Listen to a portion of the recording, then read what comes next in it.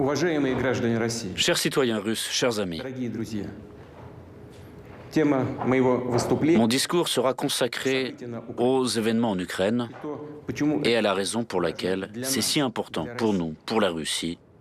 конечно, мое Bien entendu, mon allocution s'adresse également à nos compatriotes qui sont en Ukraine. говорить придется. Je vais devoir parler longtemps et en détail. Cette question est très grave. Ситуация. La situation dans le Donbass est de nouveau critique, grave. И сегодня Et aujourd'hui, je m'adresse à vous обращаюсь к вам напрямую, чтобы directement, не только для non seulement pour faire le point sur ce qui se passe, mais aussi pour vous informer des décisions qui sont prises et d'éventuelles étapes ultérieures sur cette voie. Еще раз подчеркну, Je voudrais souligner encore une fois que l'Ukraine n'est pas pour nous seulement un pays voisin. Elle fait partie intégrante de notre propre histoire, de notre culture et de notre espace spirituel. Il s'agit de nos camarades, de nos proches, parmi lesquels il y a non seulement nos collègues, amis et anciens compagnons d'armes, mais aussi nos parents et les personnes avec qui nous sommes liés par les liens du sang et de famille. Il y a longtemps, les gens peuplant les terres historiques du sud-ouest de l'ancienne Russie se désignaient comme Russes et orthodoxes. C'était le cas avant et après le XVIIe siècle, lorsque certains de ces territoires ont rejoint l'État russe. Il nous semble qu'en principe, nous savons tout cela, qu'il s'agit de faits connus de tous. Toutefois, pour comprendre ce qui se passe aujourd'hui, pour expliquer les motifs de la Russie et les objectifs que nous poursuivons, il faut dire au moins quelques mots sur l'histoire de cette question. Je vais commencer par le fait que l'Ukraine moderne a été entièrement créée par la Russie, ou plus précisément par la Russie bolchevique et communiste. Ce processus a commencé presque immédiatement après la révolution de 1917, et Lénine et ses compagnons l'ont fait d'une manière très grossière vis-à-vis de la Russie elle-même, par la voie de la séparation, de la sécession, en arrachant une partie des propres territoires qui étaient pour elle historiques. Les millions de personnes qui y vivaient, bien sûr, n'ont pas été interrogées sur quoi que ce soit. Ensuite, juste avant et après la Grande Guerre patriotique, Staline a rattaché à l'URSS et remis à l'Ukraine certaines terres qui appartenaient auparavant à la Pologne, à la Roumanie et à la Hongrie. En guise de compensation, Staline a donné à la Pologne une partie des territoires historiquement allemands, et en 1954, Khrouchtchev a pris la Crimée à la Russie pour une raison curieuse et en a également fait cadeau à l'Ukraine. En fait, c'est ainsi que s'est formé le territoire de l'Ukraine soviétique. Mais je voudrais maintenant accorder une attention particulière à la période initiale de la création de l'URSS. Je considère que c'est très important pour nous. Il va falloir, comme on dit, revenir assez loin en arrière. Permettez-moi de vous rappeler qu'après le coup d'État d'octobre 1917 et la guerre civile qui s'en est suivie, les bolcheviks ont commencé à construire un nouvel État et il y avait des désaccords assez profonds entre eux. Staline, qui cumulait en 1922 les fonctions de secrétaire général du comité central du Parti communiste des bolcheviks de Russie et de commissaire du peuple aux nationalités, proposa d'édifier le pays sur les principes de l'autonomisation, c'est-à-dire de conférer aux républiques, futures unités administratives et territoriales, des pouvoirs étendus lorsqu'elles rejoindraient l'État unifié. Lénine critiqua ce plan et proposa d'offrir des concessions aux nationalistes, ou comme il les appelait à l'époque, les indépendants. Ce sont ces idées léninistes d'une structure étatique essentiellement confédérative et le slogan sur le droit des peuples à l'autodétermination, jusqu'à la possibilité d'une sécession qui ont constitué la base de l'État soviétique. D'abord, en 1922, elles ont été consacrées dans la déclaration sur la création de l'Union des républiques socialistes soviétiques, et puis, après la mort de Lénine, dans la constitution de l'URSS de 1924. De nombreuses questions se posent immédiatement à cet égard. La première d'entre elles, et en fait la plus importante, est la suivante.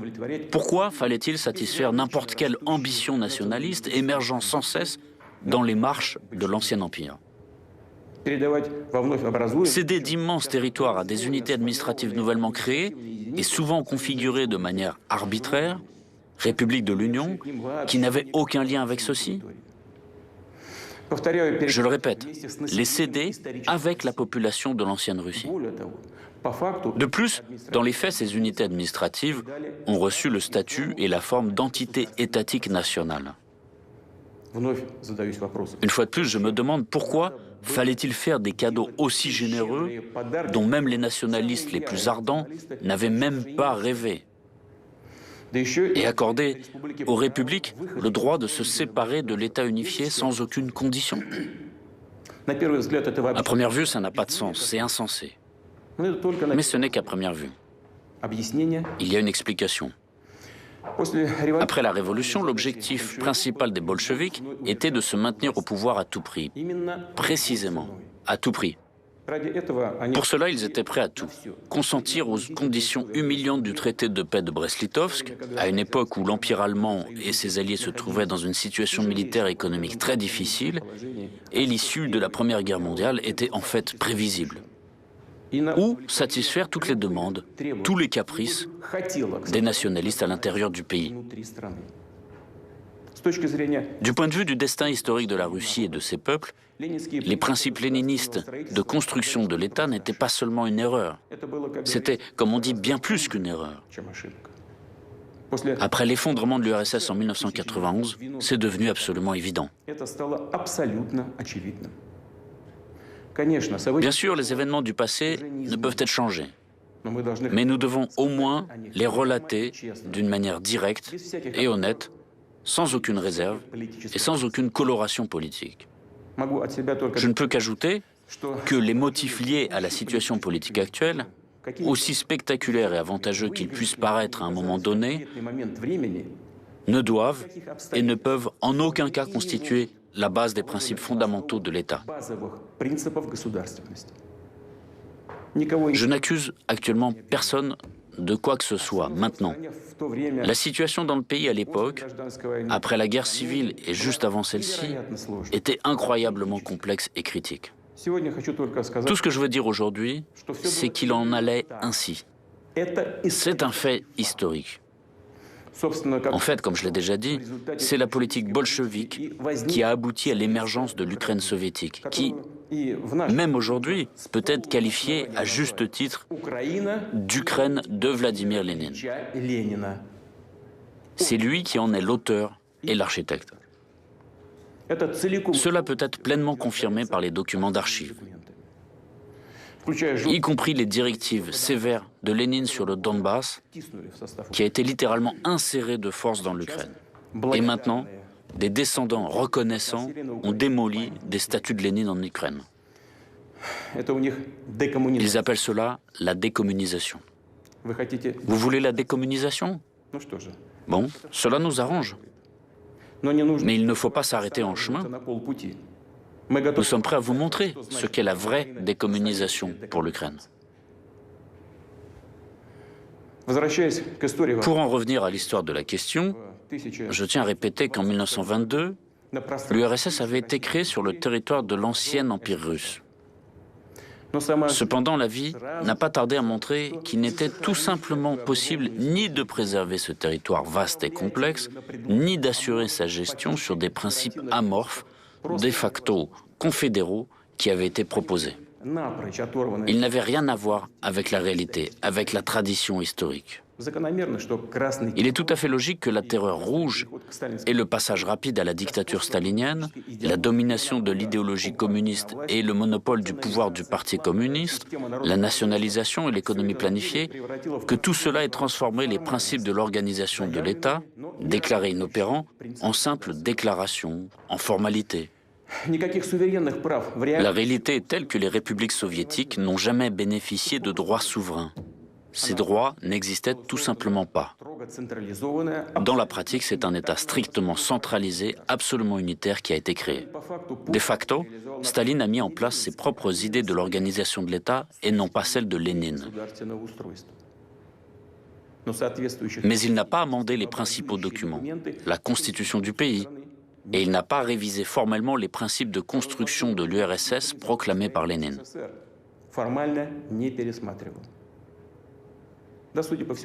Il semblerait que tout cela n'était pas nécessaire puisque tout fonctionnait dans ce régime totalitaire. Et de l'extérieur, cela semblait beau, attirant, voire encore plus que démocratique. Il est bien dommage, malgré tout, que les cadres fondamentaux, des factos juridiques, la base de tout notre État, n'aient pas été débarrassés à temps des fantaisies odieuses, utopiques, inspirées par la Révolution, mais absolument destructrices pour tout pays normal. Personne n'a pensé à l'avenir, comme c'était souvent le cas chez nous. Il semblerait que les dirigeants du Parti communiste fussent sûrs d'avoir formé un système de gestion fiable, que leur politique eût définitivement réglé la question nationale. Mais les falsifications, les fausses interprétations, la manipulation de la conscience publique et le mensonge coûtent cher. Les ambitions nationalistes, telles une peste, n'ont pas disparu. Et leur bombe à retardement érodait l'immunité de l'État contre le nationalisme. Je tiens à répéter que cette bombe à retardement, c'était le droit de quitter l'URSS. Au début des années 1980, la question nationale revêt un caractère pressant, avec à l'arrière-plan des problèmes socio-économiques qui ne cessent de s'exacerber et une évidente crise de l'économie planifiée. Or, cette question nationale résultait non pas des attentes et des aspirations insatisfaites des peuples de l'URSS, mais des appétits croissants des élites locales. Au lieu de procéder à un examen profond de la situation, de prendre des mesures adéquates, en premier chef en économie, au lieu d'entamer la transformation progressive, réfléchie et équilibrée du système politique et de l'organisation de l'État, les dirigeants du PCUS se sont bornés à un verbiage sur la restauration du principe d'autodétermination nationale énoncé par Lénine. Qui plus est, la lutte pour le pouvoir au sein du parti poussait les partis en conflit dont le but était d'élargir leur base d'appui, à stimuler, à promouvoir sans réfléchir les humeurs nationalistes, les manipuler en promettant aux partisans tout ce qu'ils voulaient. Sur fond de parlotte superflue et populiste sur la démocratie et l'avenir radieux, basé soit sur l'économie de marché, soit sur l'économie planifiée, alors que la pauvreté était omniprésente et le déficit total, personne parmi les grands de ce monde ne réfléchissait aux conséquences tragiques qui guettaient le pays. Par la suite, ils ont suivi les sentiers battus et, comme au tout début de l'URSS, ils ont privilégié les ambitions des élites nationalistes, grandies au sein du parti, et ils ont oublié que le PCUS ne pouvait plus, Dieu merci, recourir à de tels instruments comme la terreur d'État, la dictature stalinienne pour se maintenir au pouvoir et tenir le pays. De même, ils ont oublié que le si fameux rôle dirigeant du parti disparaissait sous leurs yeux, tout comme la brume qui se dissipe au petit matin. Et c'est ainsi qu'en septembre 1989, lors du plénum du comité central du PCUS, que le document fatal a été adopté. Ce qu'on a appelé la politique du parti de notre temps, la plateforme du PCUS. Elle comprenait les clauses suivantes. Je cite. Les républiques soviétiques jouissent de tous les droits correspondant à leur statut d'État socialiste souverain. Encore un paragraphe. Les organes représentatifs suprêmes des républiques soviétiques peuvent contester et suspendre les arrêts et les ordonnances du gouvernement soviétique sur leur territoire respectif. Et enfin, chaque république soviétique a sa nationalité propre qui est octroyée à tous ses citoyens. Est-ce qu'il n'était pas assez évident sur quoi déboucheraient de telles formulations et solutions ? Ce n'est pas le moment ni le lieu de soulever les questions relatives aux droits publics ou constitutionnels, de donner la définition de la notion de citoyenneté. Il y a pourtant une question qui se pose. Pourquoi avait-on besoin d'ébranler encore plus le pays alors que la situation était difficile ? Les faits sont là. Ainsi, le sort de l'URSS était quasiment scellé déjà 2 ans avant son effondrement. C'est aujourd'hui que les radicaux et les nationalistes, surtout ukrainiens, s'attribuent les mérites de l'indépendance de l'Ukraine. Nous voyons que ce n'est pas du tout ça. L'effondrement de notre pays est dû aux erreurs historiques, stratégiques des leaders bolcheviques, des dirigeants du PCUS, qui ont été commises à différentes époques dans la construction de l'État, dans la politique économique et nationale. La désintégration de la Russie historique, dénommée URSS, pèse sur leur conscience. Malgré toutes les injustices, le mensonge et le pillage flagrant de la Russie, notre peuple, précisément le peuple, a reconnu les nouvelles réalités géopolitiques apparues après l'effondrement de l'URSS. Il a reconnu les nouveaux États indépendants. Non seulement il les a reconnus, car malgré la situation extrêmement compliquée, la Russie aidait ses partenaires de la CEI, les collègues ukrainiens compris, qui envoyaient de multiples demandes d'appui matériel depuis la déclaration de leur indépendance. Notre pays a octroyé un tel appui, tout en respectant la dignité et la souveraineté de l'Ukraine. Selon les experts, dont les appréciations sont confirmées par un simple calcul des prix sur nos hydrocarbures, des crédits préférentiels, des préférences économiques et commerciales octroyées par la Russie à l'Ukraine, sur la période de 1991 à 2003, le budget ukrainien a bénéficié d'à peu près 250 milliards de dollars. Et ce n'est pas tout. Vers la fin de 1991, la dette de l'URSS auprès des pays étrangers et des fonds internationaux était de presque 100 milliards de dollars. Au début, il était prévu que ces prêts seraient remboursés par toutes les républiques de l'ex-URSS de manière solidaire, proportionnellement à leur potentiel économique. Cependant, c'est la Russie qui s'est acquittée de l'ensemble de la dette soviétique. Ce processus a été définitivement clos en 2017. En échange, les nouveaux États indépendants devaient renoncer à leur part des actifs soviétiques à l'étranger et en décembre 1994, des accords en ce sens ont été conclus avec l'Ukraine. Cependant, Kiev n'a pas ratifié ces accords et plus tard a tout simplement refusé de s'y conformer, réclamant des actifs en diamants et en or, ainsi que les biens et d'autres actifs de l'ex-URSS à l'étranger. Et pourtant, malgré tous les problèmes bien connus, la Russie a toujours coopéré avec l'Ukraine de façon ouverte, franche et, je le répète, dans le respect de ses intérêts. Nos liens se sont développés dans divers domaines. Ainsi, en 2011, le volume de nos échanges commerciaux bilatéraux dépassait 50 milliards de dollars. Je note qu'en 2019, c'est-à-dire avant la pandémie, le volume des échanges commerciaux de l'Ukraine avec les pays de l'Union européenne était inférieur à ce niveau. Dans le même temps, il était manifeste que les autorités ukrainiennes préféraient agir de manière à avoir tous les droits et les avantages dans leurs relations avec la Russie, sans pour autant remplir aucune obligation. L'esprit d'assistanat, qui revêtait parfois chez les autorités de Kiev un caractère tout à fait désinvolte, a commencé à prévaloir sur le partenariat. Il suffit de se rappeler le chantage permanent en matière de transit de l'énergie ou encore le vol pur et simple de gaz. J'ajouterai encore que Kiev a essayé d'utiliser le dialogue avec la Russie comme prétexte pour marchander avec l'Occident, le faisant chanter par un rapprochement avec Moscou pour obtenir des avantages, disant que sinon, l'influence russe sur l'Ukraine allait grandir. En même temps, c'est dès le début, je tiens à le souligner, dès les premières étapes, que les autorités ukrainiennes ont commencé à construire leur État sur la négation de tout ce qui nous unit. Elles ont cherché à transformer la conscience, à déformer la mémoire historique de millions de personnes, des générations entières vivant en Ukraine. Il n'est pas étonnant que la société ukrainienne ait été confrontée à la montée d'un nationalisme extrême qui a vite pris la forme d'une russophobie agressive et du néonazisme. D'où la participation des nationalistes et des néonazis ukrainiens aux bandes terroristes agissant dans le Caucase du Nord. De là, les revendications territoriales de plus en plus fortes contre la Russie. Des forces extérieures ont également joué leur rôle, qui, à l'aide d'un vaste réseau d'ONG de services spéciaux, ont cultivé leur clientèle ukrainienne et porté au pouvoir leurs représentants. Il faut comprendre que l'Ukraine, en fait, n'a jamais eu de tradition étatique stable.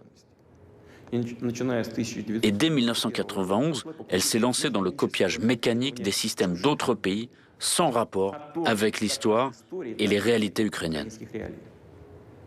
Les institutions politiques étatiques n'ont cessé de se remodeler au profit des clans qui s'étaient vite formés avec leurs propres intérêts égoïstes, n'ayant rien à voir avec les intérêts du peuple ukrainien. Le sens même du soi-disant choix pro-occidental de civilisation fait par les autorités oligarchiques ukrainiennes n'était pas et n'est pas de créer les meilleures conditions pour le bien-être du peuple,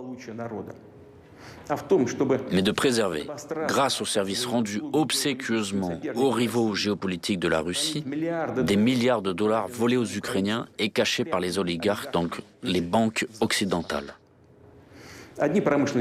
Certains groupes financiers industriels, ainsi que les représentants politiques et les partis qu'ils ont pris en charge financièrement dès le début, s'appuyaient sur les nationalistes et les extrémistes. D'autres prenaient en parole de bonnes relations avec la Russie, la diversité culturelle et linguistique, et arrivaient au pouvoir grâce aux voix des citoyens qui soutenaient sincèrement ces aspirations, y compris celles des millions d'habitants du Sud-Est. Mais une fois parvenus à leur poste et fonctions, ils trahissaient immédiatement leurs électeurs, renonçaient à leurs promesses électorales et menaient leur politique sous la dictée des extrémistes, parfois persécutant leurs alliés d'hier, à savoir les associations qui prônaient le bilinguisme et la coopération avec la Russie. Ils profitaient du fait que les gens qui les soutenaient étaient en général respectueux des lois, d'opinion modérée, habitués à faire confiance aux autorités, et que, contrairement aux extrémistes, ils ne recouraient pas à la violence et aux actes illégaux. Les extrémistes, à leur tour, devenaient de plus en plus insolents, année après année. Leurs réclamations devenaient de plus en plus conséquentes. Il s'est avéré facile pour eux d'imposer encore et encore leur volonté aux autorités faibles qui, elles-mêmes infectées par le virus du nationalisme et de la corruption, remplacer avec adresse les véritables intérêts culturels, économiques et sociaux du peuple, la véritable souveraineté de l'Ukraine, par toutes sortes de spéculations et sur une base nationaliste et par des symboles ethnographiques. Aucune structure étatique stable ne s'est développée en Ukraine. Les procédures politiques, électorales, ne servent que de couverture, d'écran pour la répartition du pouvoir et des biens entre les différents clans oligarchiques. La corruption, qui sans aucun doute est un défi et un problème pour de nombreux pays, dont la Russie, a revêtu un caractère tout à fait particulier en Ukraine. Elle a littéralement imprégné, corrodé tout le système, toutes les branches du pouvoir. Les extrémistes ont profité du mécontentement justifié du peuple, ils ont enfourché les manifestations et en 2014 ont poussé le Maïdan au coup d'État. Dans le même temps, ils ont reçu une assistance directe d'autres pays. Selon les informations disponibles, le soutien financier accordé aux soi-disant camps de protestation sur la place de l'indépendance à Kiev par l'ambassade des États-Unis s'est élevé à $1 million par jour. Des sommes supplémentaires assez importantes étaient insolemment versées directement sur les comptes bancaires des leaders de l'opposition. Il s'agit de dizaines de millions de dollars. Et combien les personnes blessées, les familles des gens morts durant les affrontements provoqués dans les rues et sur les places de Kiev et d'autres villes ont-elles reçu? Il vaut mieux ne pas le demander. Les extrémistes qui ont pris le pouvoir ont organisé la persécution, instauré une véritable terreur contre tous ceux qui s'opposaient aux actions anticonstitutionnelles. Des responsables politiques, des journalistes, des personnalités publiques étaient maltraités, publiquement humiliés. Les villes ukrainiennes ont été submergées par une vague de pogroms et de violences, une série de meurtres retentissants et impunis. Impossible de se rappeler sans frémir l'horrible tragédie d'Odessa, où les participants à la manifestation pacifique ont été brutalement assassinés, brûlés vifs dans la maison des syndicats. Les criminels qui ont commis cette atrocité n'ont pas été punis. Personne ne les recherche. Mais nous connaissons leurs noms et nous ferons tout pour les punir, les retrouver et les traduire en justice. Le Maïdan n'a pas rapproché l'Ukraine de la démocratie et du progrès. Le coup d'État commis, les nationalistes et les forces politiques qui les soutenaient ont définitivement mis la situation dans l'impasse. Ils ont poussé l'Ukraine dans l'abîme de la guerre civile. 8 ans après ces événements, le pays est divisé. L'Ukraine traverse une grave crise socio-économique. Selon les organisations internationales, en 2019, près de 6 millions d'Ukrainiens Je souligne qu'il s'agit d'environ 15% de l'ensemble de la population du pays, pas uniquement celle qui est active, ont été contraints de partir à l'étranger pour trouver du travail. Et bien souvent, pour des emplois non qualifiés payés à la journée. Autre fait révélateur, depuis 2020, pendant la pandémie, plus de 60 000 médecins et autres professionnels de santé ont quitté le pays. Depuis 2014, les tarifs de l'eau ont augmenté de près d'un tiers. Ceux de l'électricité ont été multipliés. Ceux du gaz, pour les ménages, ont augmenté des dizaines de fois. Beaucoup de gens n'ont tout simplement pas d'argent pour payer les services communaux. Ils sont obligés de survivre, littéralement. Que s'est-il passé? Pourquoi tout cela se passe-t-il? La réponse est évidente, parce que la dot reçue non seulement de l'ère soviétique, mais encore de l'Empire russe, a été engouffrée et répartie dans les poches de certains. Des dizaines et des centaines de milliers d'emplois ont été détruits, et ces emplois, grâce notamment à une coopération étroite avec la Russie, permettaient aux gens d'avoir un revenu stable et d'apporter des recettes fiscales. Des industries telles que la construction mécanique, la construction d'équipements, l'industrie électronique, les constructions navales et aéronautiques, soit sont en stagnation, soit ont été complètement détruites, alors qu'elles étaient autrefois un motif de fierté non seulement de l'Ukraine, mais de l'Union soviétique tout entière. Le chantier naval de la mer Noire de Nikolaev a été liquidé en 2021, là où les premiers chantiers navals avaient été fondés sous Catherine II. Le célèbre consortium Antonov n'a produit aucun avion de série depuis 2016. Et l'usine Yuzhmash, spécialisée dans la production de matériel spatial et de fusées, s'est trouvée au bord de la faillite, tout comme la série de Kremenchuk. Cette triste liste n'est pas exhaustive. En ce qui concerne le système de transport de gaz créé par toute l'Union soviétique, il s'est tellement détérioré que son fonctionnement comporte de grands risques et des dommages environnementaux. Et à cet égard, une question se pose. La pauvreté, le désespoir, la perte de potentiel industriel et technologique. Est-ce ce fameux choix de civilisation pro-occidentale qui, depuis de nombreuses années, est utilisé pour tromper et duper des millions de personnes en leur promettant le jardin d'Éden? En réalité, tout s'est résumé au fait que l'effondrement de l'économie ukrainienne s'accompagne d'un pillage ouvert des citoyens du pays. Et l'Ukraine elle-même a simplement été conduite sous contrôle externe. Il s'effectue non seulement sur ordre des capitales occidentales, mais aussi, comme on dit, directement sur place, à travers tout un réseau de conseillers étrangers, d'organismes à but non lucratif et d'autres institutions déployées en Ukraine. Ils influent directement toutes les décisions en matière du personnel, toutes les branches et les niveaux de pouvoir, du pouvoir central jusqu'au pouvoir municipal, les sociétés publiques et les grandes entreprises telles que Naftogaz, Ukrenergo, les chemins de fer ukrainiens, Ukroboronprom, la poste ukrainienne, l'administration des ports maritimes de l'Ukraine. Il n'y a tout simplement pas de justice indépendante en Ukraine. À la demande de l'Occident, les autorités de Kiev ont cédé aux représentants des organisations internationales le droit prioritaire de choisir les membres des organes judiciaires supérieurs, le Conseil de justice et la Commission de qualification des juges.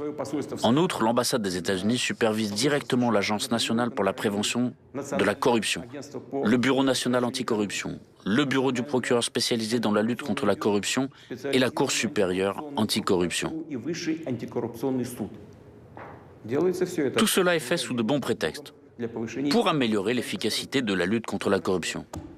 C'est bien joli, mais où sont les résultats? La corruption qui fleurissait auparavant fleurit aujourd'hui de plus belle. Les Ukrainiens eux-mêmes sont-ils informés de toutes ces méthodes de gestion? Comprennent-ils que leur pays ne se trouve même pas sous un protectorat politique et économique, mais est réduit au niveau d'une colonie avec un régime fantoche? La privatisation de l'État a conduit au fait que le pouvoir, qui se qualifie de pouvoir de patriote, a perdu son caractère national et pas à pas amène le pays à la perte totale de souveraineté. Le cap est maintenu vers une dérussification et une assimilation forcée. La Rada publie sans cesse de nouveaux actes discriminatoires. La loi sur les peuples dits autochtones est déjà en vigueur. Il a été clairement indiqué aux personnes qui se considèrent comme russes et souhaitent préserver leur identité, leur langue et leur culture qu'elles étaient étrangères en Ukraine. Conformément aux lois sur l'enseignement et sur le fonctionnement de la langue ukrainienne en tant que langue officielle, le russe est expulsé des écoles, de toutes les activités publiques, jusqu'aux magasins ordinaires. La loi dite de lustration, la purification du pouvoir, a permis de se débarrasser des fonctionnaires indésirables. Il y a de plus en plus d'actes qui donnent aux forces de l'ordre ukrainiennes des raisons d'exercer une répression violente de la liberté d'expression et du non-conformisme et de persécuter les opposants.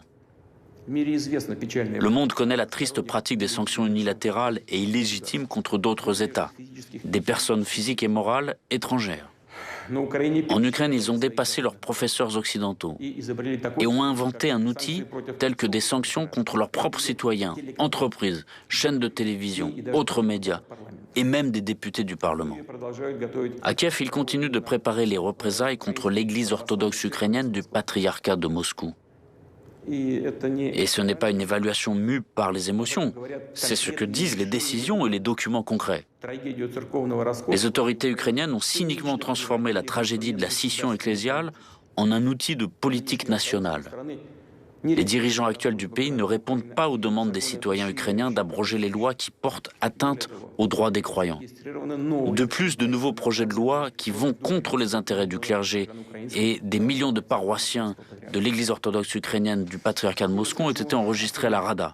Je parlerai de la Crimée plus spécifiquement. Les habitants de la péninsule ont fait leur libre choix, celui d'être avec la Russie. Les autorités de Kiev n'ont rien à opposer à cette volonté claire et précise de la population. C'est pourquoi elles misent sur des actions agressives, sur l'activation des cellules extrémistes, y compris des organisations islamiques radicales, sur l'envoi de groupes subversifs pour l'organisation d'attentats contre des infrastructures critiques, pour l'enlèvement de citoyens russes. Nous avons des preuves directes que de telles actions agressives sont menées avec le soutien de services secrets étrangers. L'Ukraine a adopté une nouvelle stratégie militaire en mars 2021. Ce document est presque entièrement consacré à la confrontation avec la Russie. Il vise à impliquer des États étrangers dans le conflit avec notre pays. Cette stratégie prévoit l'organisation en fait d'une activité clandestine terroriste en Crimée russe et sur le territoire de Donbass. Elle décrit les contours de la guerre présumée qui devrait se terminer, comme le pensent les stratèges actuels de Kiev, je cite,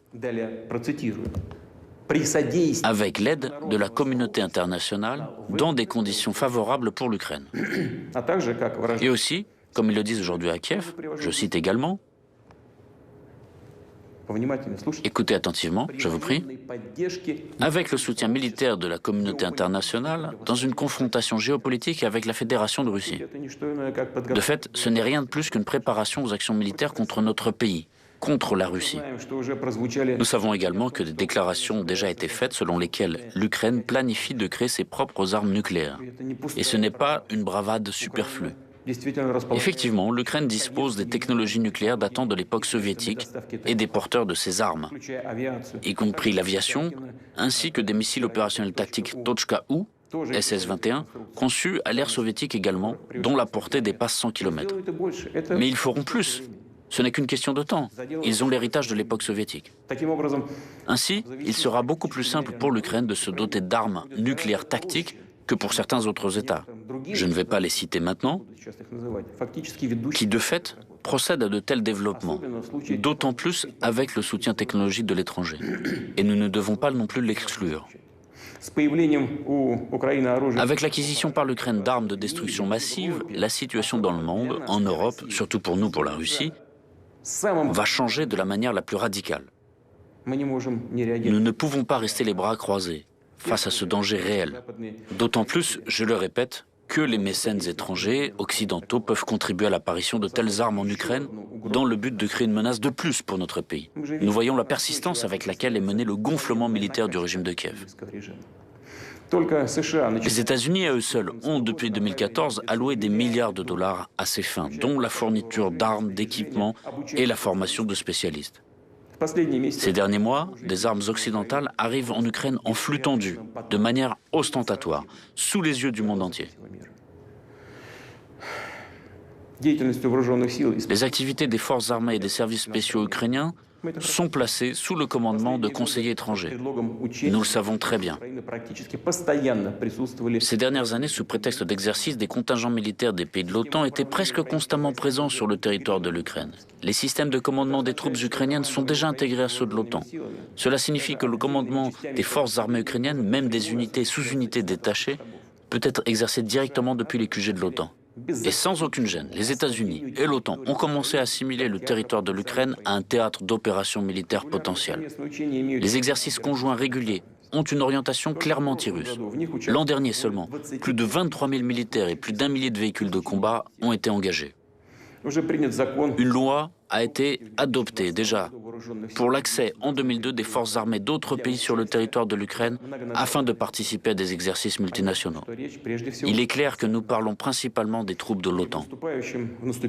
Pas moins de 10 manœuvres conjointes de ce type sont prévues pour l'année en cours. Il est évident que les manifestations de ce genre servent de couverture au renforcement rapide du groupement militaire de l'OTAN sur le territoire ukrainien. En plus, étant donné le fait que le réseau de bases militaires modernisé à l'aide des Américains, à Borispol, Ivano-Frankovsk, Tchougoïev, Odessa et ainsi de suite, est en mesure d'assurer le transfert d'unités militaires dans les plus brefs délais. L'espace aérien de l'Ukraine est ouvert au vol d'avions stratégiques et de reconnaissance américains, des drones qui sont utilisés pour surveiller le territoire de la Russie. J'ajouterai à cela que le centre d'opération navale construit à Ochakov par les Américains permet d'assurer les actions des navires de l'OTAN, et notamment l'utilisation d'armes de haute précision contre la flotte russe de la mer Noire et nos infrastructures sur tout le littoral de la mer Noire. Il fut un temps où les États-Unis avaient l'intention de créer des installations similaires en Crimée, mais les habitants de la Crimée et de Sébastopol avaient contrecarré ces plans. Nous le gardons toujours en mémoire. Je le répète, aujourd'hui, un tel centre a été déployé. Il a déjà été déployé à Ochakov.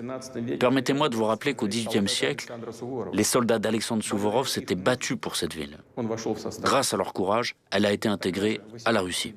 C'est au même XVIIIe siècle que les terres de la région de la mer Noire, rattachées à la Russie à la suite de guerre avec l'Empire ottoman, ont reçu le nom de Nouvelle-Russie.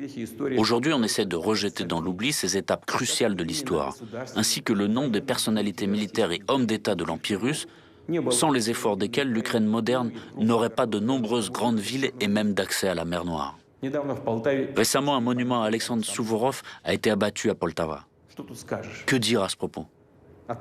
Vous renoncez à votre propre passé, à l'héritage dit colonial de l'Empire russe? Dans ce cas, soyez cohérents. Ensuite, je tiens à noter que l'article 17 de la Constitution de l'Ukraine n'autorise pas le déploiement de bases militaires étrangères sur le territoire du pays. Or, il s'est avéré que ce n'est qu'une formalité qui peut être facilement contournée. Des missions de formation et d'entraînement des pays de l'OTAN sont organisées en Ukraine. Ce sont de fait déjà des bases militaires étrangères. Ils ont simplement appelé la base mission. Et l'affaire est dans le sac.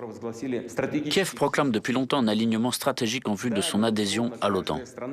Oui, bien sûr, chaque pays a le droit de choisir son propre système de sécurité, de conclure des alliances militaires. Et tout cela semble juste, mais il y a un mais. Les documents internationaux fixent expressément le principe de sécurité égale et indivisible qui, chacun sait, comprend l'obligation de ne pas renforcer sa sécurité au détriment de la sécurité des autres pays. Je peux également me référer ici à la Charte de la sécurité européenne de l'OSCE de 1999, adoptée à Istanbul, et à la déclaration d'Astana de l'OSCE de 2010. En d'autres termes, le choix des moyens visant à assurer la sécurité ne doit pas constituer une menace pour les autres pays. Or, l'adhésion de l'Ukraine à l'OTAN représente une menace directe pour la sécurité de la Russie. Je tiens à vous rappeler que déjà, en avril 2008, lors du sommet de Bucarest de l'Alliance de l'Atlantique Nord, les États-Unis ont fait adopter la décision selon laquelle l'Ukraine, et d'ailleurs la Géorgie, deviendraient membres de l'OTAN. De nombreux alliés européens des États-Unis étaient déjà bien conscients de tous les risques d'une telle perspective, mais avaient dû se résigner à la volonté de leurs partenaires supérieurs. Les Américains les ont simplement utilisés pour mener une politique manifestement anti-russe. Un certain nombre d'États membres de l'Alliance sont encore maintenant très sceptiques. quant à l'adhésion de l'Ukraine à l'OTAN. En même temps, dans certaines capitales européennes, on nous fait comprendre. Pourquoi vous vous inquiétez? Cela n'arrivera littéralement pas demain. En fait, nos partenaires américains en parlent aussi. Eh bien, répondons-nous, si ce n'est pas demain, ce sera après-demain. Qu'est-ce que ça change d'un point de vue de perspective historique? Au fond, rien du tout. De plus, nous sommes informés de la position et des propos de dirigeants américains selon lesquels des hostilités ouvertes dans l'est de l'Ukraine n'excluent pas la possibilité pour ce pays de rejoindre l'OTAN, s'il peut répondre aux critères de l'Alliance de l'Atlantique Nord et éliminer la corruption. En même temps, ils essaient de nous convaincre encore et encore que l'OTAN est une alliance éprise de paix et strictement défensive. Prétendument, il n'y aurait aucune menace pour la Russie. Et ils nous proposent de les croire sur parole, une fois de plus. Mais nous connaissons la valeur réelle de telles paroles. En 1990, lors des discussions sur la question de la réunification allemande, les États-Unis ont promis aux dirigeants soviétiques que la juridiction ou la présence militaire de l'OTAN ne s'étendrait pas d'un pouce vers l'Est et que la réunification de l'Allemagne ne conduirait pas à l'extension de l'organisation militaire de l'OTAN vers l'Est. C'est une citation. Ils nous ont dit beaucoup de choses. Ils nous ont donné des assurances verbales. Et tout cela s'est avéré une promesse vaine. Plus tard, ils ont commencé à nous assurer que l'adhésion des pays d'Europe centrale et orientale à l'OTAN ne ferait qu'améliorer les relations avec Moscou, soulagerait ces pays des craintes concernant un difficile héritage historique et, qui plus est, créerait même une ceinture d'États amis de la Russie. Et c'est exactement le contraire qui s'est passé. Les autorités de certains pays d'Europe de l'Est, qui faisaient commerce de la russophobie, ont apporté à l'Alliance leurs complexes et leurs stéréotypes sur la menace russe. Ils ont insisté sur le renforcement des capacités de défense collective qui doivent être déployées principalement contre la Russie. Et tout cela s'est produit dans les années 1990 et au début des années 2000, lorsque, grâce à la transparence et à notre bonne volonté, les relations entre la Russie et l'Occident étaient à un niveau élevé. La Russie a rempli toutes ses obligations. Notamment, elle a retiré ses troupes d'Allemagne, des pays d'Europe centrale et orientale, et a ainsi apporté une énorme contribution pour surmonter l'héritage de la guerre froide. Nous avons constamment proposé différentes options de coopération, y compris dans le cadre du Conseil Russie-OTAN et de l'OSCE. De plus, je dirais maintenant une chose dont je n'ai jamais parlé en public. Je le dis pour la première fois. En 2000, lors d'une visite à Moscou du président sortant des États-Unis, Bill Clinton, je lui ai demandé comment les États-Unis considéreraient l'entrée de la Russie dans l'OTAN. Je ne vais pas révéler tous les détails de cette conversation, mais la réponse à ma question semblait, disons, très retenue. Et quelle était réellement la réaction des Américains face à cette possibilité? Ça se voit dans les faits, dans les mesures prises à l'égard de notre pays. Il s'agit d'un soutien ouvert aux terroristes du Caucase du Nord, d'un mépris de nos exigences et de nos préoccupations en matière de sécurité. C'est l'extension de l'OTAN, le retrait du traité ABM, etc. Ça donne envie de demander, pourquoi faites-vous tout cela? D'accord, vous ne voulez peut-être pas voir en nous un pays ami et un allié, mais pourquoi faire de nous un ennemi? Il n'y a qu'une réponse. Ça n'a rien à voir avec notre régime politique ni autre chose. Ils ne veulent tout simplement pas qu'il y ait un grand pays indépendant comme la Russie. C'est la réponse à toutes les questions. C'est la source de la politique américaine traditionnelle vis-à-vis de la Russie. D'où l'attitude à l'égard de toutes nos propositions en matière de sécurité. Aujourd'hui, il suffit de jeter un simple coup d'œil sur la carte pour voir comment les pays occidentaux ont tenu leur promesse d'empêcher l'extension de l'OTAN vers l'Est. En fait, ça a été une tromperie. Nous avons assisté à 5 vagues d'élargissement de l'OTAN, l'une après l'autre. En 1999, la Pologne, la République tchèque, la Hongrie sont devenus membres de l'Alliance. En 2004, la Bulgarie, l'Estonie, la Lettonie, la Lituanie, la Roumanie, la Slovaquie et la Slovénie. En 2009, l'Albanie et la Croatie. En 2017, le Monténégro. En 2020, la Macédoine du Nord. En conséquence, l'Alliance, son infrastructure militaire, sont parvenues jusqu'aux frontières de la Russie. C'est devenu l'une des principales causes de la crise de la sécurité européenne. Cela a eu les conséquences les plus négatives sur l'ensemble du système des relations internationales et a entraîné une perte de confiance mutuelle. La situation continue de se dégrader, notamment sur le plan stratégique.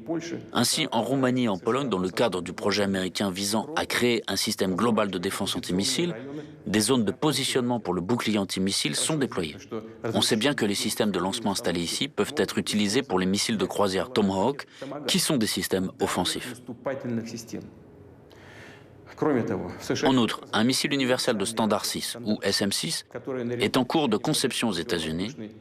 Il peut servir à des missions de défense antiaérienne et antimissiles, et en même temps peut frapper des cibles universelles, que ce soit à la surface de la mer ou sur terre. C'est-à-dire que le système antimissile américain, prétendument défensif, se développe et de nouvelles opportunités offensives apparaissent. Les informations dont nous disposons donnent de bonnes raisons de croire que l'adhésion de l'Ukraine à l'OTAN et le déploiement ultérieur des installations de l'Alliance nord-atlantique là-bas est une question déjà résolue. C'est une question de temps. Nous comprenons clairement qu'avec un tel scénario, le niveau de menace militaire pour la Russie augmentera considérablement.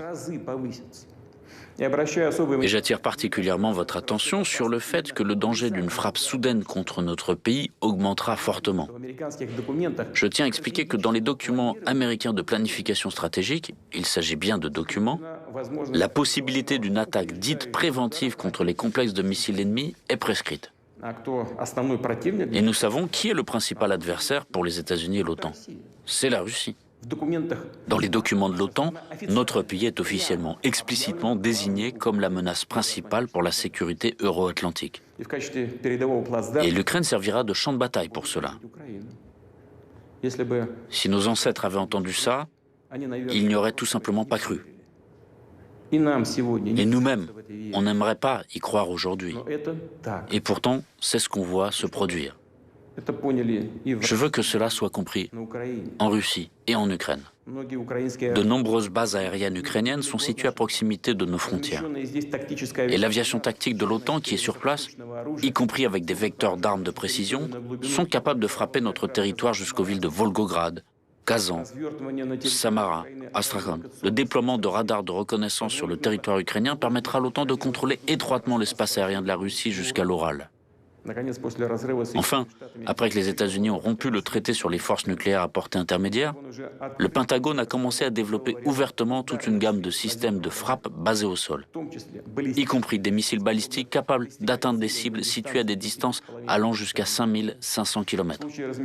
Une fois déployés en Ukraine, ces systèmes pourront frapper des objectifs sur l'ensemble de la partie européenne de la Russie, ainsi qu'au-delà de l'Oural. Le temps de vol jusqu'à Moscou pour les missiles de croisière Tomahawk serait inférieur à 35 minutes. Pour les missiles balistiques depuis la région de Kharkov, de 7 à 8 minutes. Et pour les frappes hypersoniques, de 4 à 5 minutes. Ça s'appelle nous mettre le couteau sous la gorge. Il ne fait pour moi aucun doute qu'ils comptent bien réaliser ces projets, tout comme ils l'ont fait d'autres fois au cours des dernières années, en élargissant la présence de l'OTAN vers l'Est, en poussant les infrastructures et les équipements militaires vers les frontières de la Russie, en ignorant complètement nos préoccupations, nos protestations et nos avertissements. Excusez-moi, ils crachaient dessus en faisant tout ce qui leur plaisait, comme bon leur semblait. Bien sûr, ils entendent continuer à agir de la sorte, guidés par le proverbe bien connu « Le chien aboie, la caravane passe ». Je tiens à le dire tout de suite, nous ne l'avons jamais accepté et nous ne l'accepterons jamais. En même temps, la Russie s'est toujours prononcée en faveur de la résolution des problèmes les plus complexes par des moyens politiques et diplomatiques, à la table des négociations. Nous sommes bien conscients de notre énorme responsabilité en matière de stabilité régionale et mondiale. Déjà, en 2008, la Russie avait lancé une initiative visant à conclure un traité sur la sécurité européenne. Le sens de ce traité était qu'aucun État ou organisation internationale de la région euro-atlantique ne pouvait renforcer sa sécurité aux dépens de celle des autres. Or, notre proposition a été rejetée dès le départ. On ne saurait permettre à la Russie de limiter l'activité de l'OTAN. Par ailleurs, on nous a dit explicitement que seuls les membres de l'Alliance de l'Atlantique Nord pouvaient avoir des garanties de sécurité juridiquement contraignantes. En décembre dernier, nous avons transmis à nos partenaires occidentaux un projet de traité entre la Fédération de Russie et les États-Unis sur les garanties de sécurité, ainsi qu'un projet d'accord sur les mesures de sécurité entre la Fédération de Russie et les États membres de l'OTAN. Les États-Unis et l'OTAN ont répondu par de nombreuses généralités. Il y avait quelques points rationnels, mais ils portaient tous sur des questions secondaires et ressemblaient plutôt à une tentative d'étouffer la discussion et de la faire dévier. Nous avons réagi de manière conséquente en soulignant notre volonté de suivre la voie de la négociation, mais à condition que toutes les questions soient examinées comme un tout, sans les séparer des principales propositions russes, des propositions fondamentales. Celle-ci comporte 3 points essentiels. Le premier est d'éviter tout nouvel élargissement de l'OTAN. Le deuxième est le non-déploiement par l'Alliance de systèmes d'armes offensifs aux frontières russes. Et enfin, le retour des capacités et infrastructures militaires du bloc en Europe à la configuration de 1997, date de la signature de l'acte fondateur OTAN-Russie. Et ce sont justement ces propositions de principe qui ont été ignorées. Une fois de plus, nos partenaires occidentaux ont répété la formule toute faite selon laquelle tout pays a le droit de choisir librement les moyens d'assurer sa sécurité et d'adhérer à toute alliance et à tout groupement militaire. Autrement dit, rien n'a changé dans leur position. Nous entendons toujours les mêmes références à la fameuse politique de la porte ouverte de l'OTAN.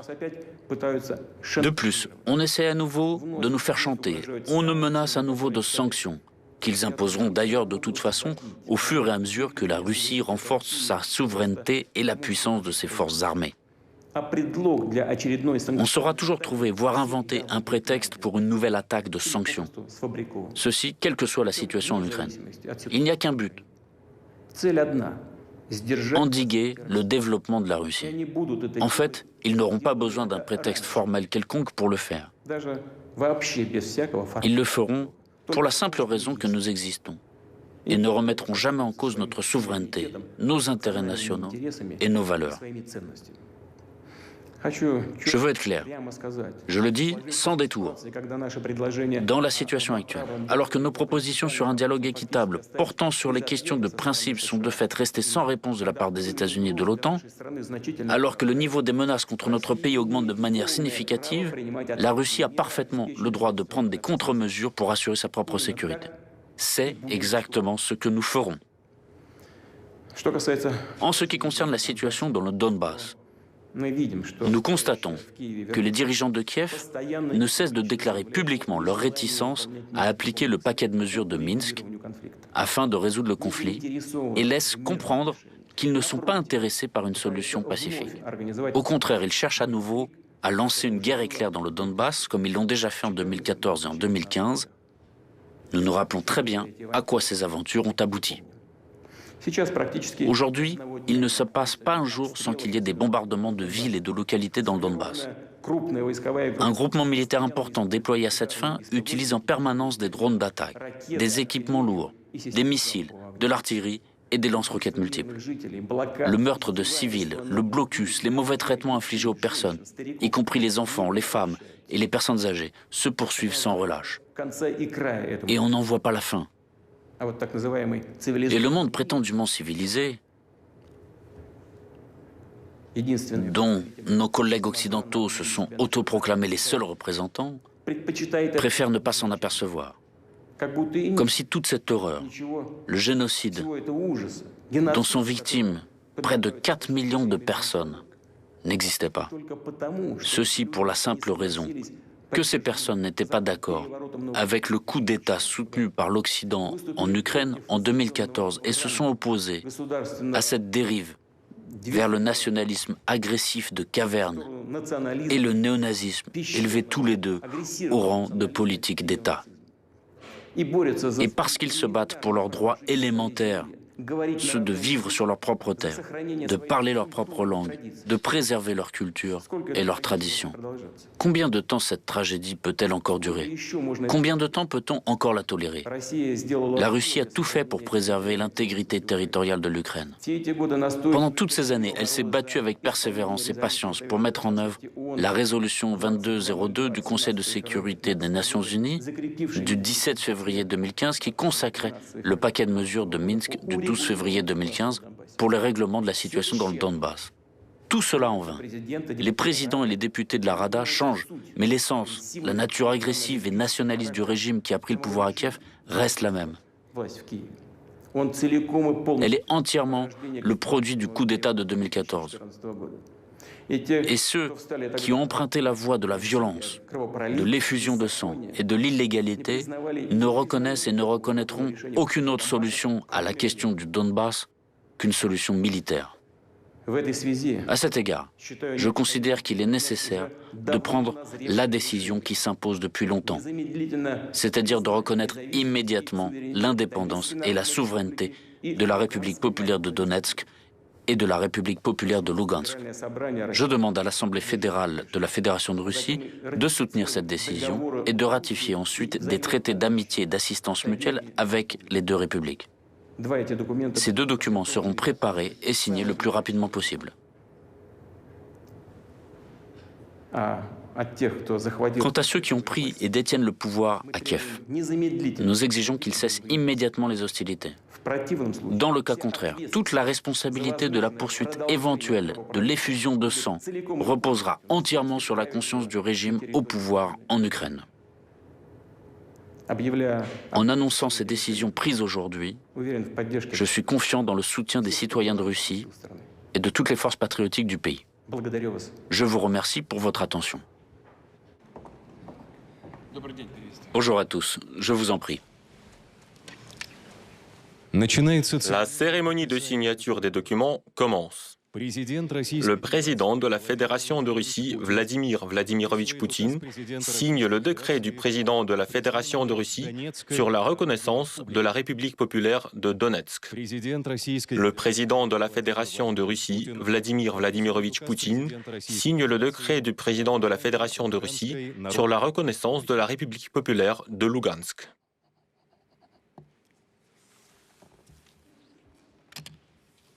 Le président de la Fédération de Russie, Vladimir Vladimirovitch Poutine, et le président de la République populaire de Donetsk, Denis Vladimirovitch Pouchilin, signent un accord d'amitié, de coopération et d'assistance mutuelle entre la Fédération de Russie et la République populaire de Donetsk.